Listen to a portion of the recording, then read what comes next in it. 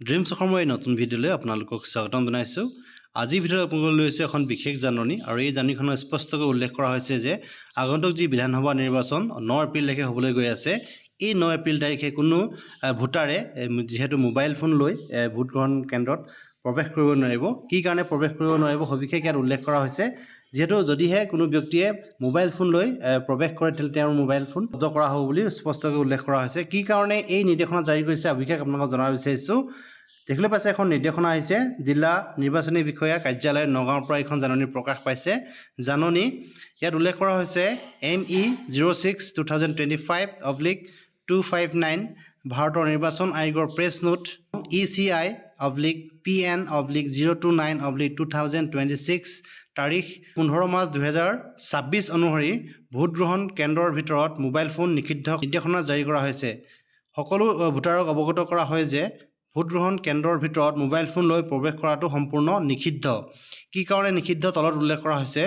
যিহেতু সকলো ভোটাৰক অনুৰোধ আৰু নিৰ্দেশনা দিয়া হৈছে। এক নম্বৰতে উল্লেখ কৰা হৈছে ভোটগ্ৰহণ কেন্দ্ৰত প্ৰৱেশ কৰাৰ আগতে মোবাইল ফোনসমূহ ছুইচ অফ কৰি ভোট কেন্দ্ৰৰ বাহিৰত থকা মোবাইল পাউচত ৰাখিবলৈ পৰামৰ্শ দিয়া হ'ল। যিহেতু যদিহে আপোনালোকে মোবাইল ফোন লৈ ভোট কেন্দ্ৰত ভোট দিবৰ বাবে আপোনালোকে যায় তেতিয়া আপোনালোকৰ মোবাইলটো ছুইচ অফ কৰি বাহিৰতে এটা পাউচ ৰখা হ'ব মোবাইল ফোন, আৰু তাত আপোনালোকে এটা ৰচিদ দিয়া হ'ব আৰু সেই ৰচিদ অনুসৰি আপোনালোকৰ মোবাইলটো জমা দিব লাগিব। যেতিয়া আপোনাৰ ভোটদান প্ৰক্ৰিয়া সমাপ্ত হ'ব তেতিয়া আপোনালোকে যেতিয়া বাহিৰলৈ ওলাই যাব তেতিয়া আপোনালোকে সেই ৰচিদ আপুনি প্ৰদৰ্শন কৰি সেই মোবাইল ফোনটো পুনৰ ৰিচিভ কৰি আপোনালোকে লগত লৈ যাব পাৰিব বুলি উল্লেখ কৰা হৈছে। যেহেতু যদিহে আপোনালোকে মোবাইল ফোন লগত লৈ যদি ভোট কেন্দ্ৰত আপুনি প্ৰৱেশ কৰে, যদি আপোনালোকে ভোট কেন্দ্ৰৰ ভিতৰত যদি আপোনালোকৰ মোবাইল ফোনসহ আপুনি ধৰা পৰে তেতিয়া আপোনালোকৰ মোবাইল ফোনটো জব্দ হ'ব বুলি উল্লেখ কৰা হৈছে।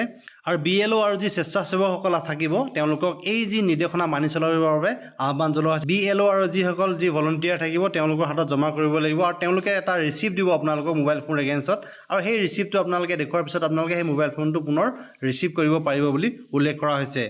সকলো ভোটাৰক অনুৰোধ কৰা হয় যে উক্ত নিৰ্দেশনাসমূহ কঠোৰভাৱে মানি চলিব লাগিব আৰু লগতে নিৰ্বিঘ্নে ভোটদান প্ৰক্ৰিয়া সম্পন্ন কৰাত সহযোগ কৰিব লাগিব বুলি উল্লেখ কৰা হৈছে। ইয়াত স্বাক্ষৰ দেখিবলৈ পাইছে দেৱাশিষ শৰ্মা, জিলা নিৰ্বাচনী বিষয়া আৰু জিলা আয়ুক্ত নগাঁও।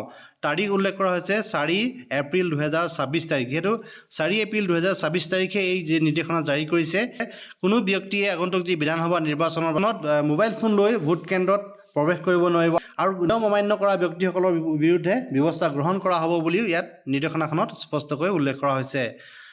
ভিডিঅ'টো ইমানখিনি আছিলে। আশা কৰিছোঁ আপোনালোকৰ ভিডিঅ'টো যথেষ্ট উপকৃত কৰিব। ভিডিঅ'টো শেষলৈকে চাই থকাৰ বাবে আপোনালোকক পুনৰবাৰ ধন্যবাদ জনালোঁ।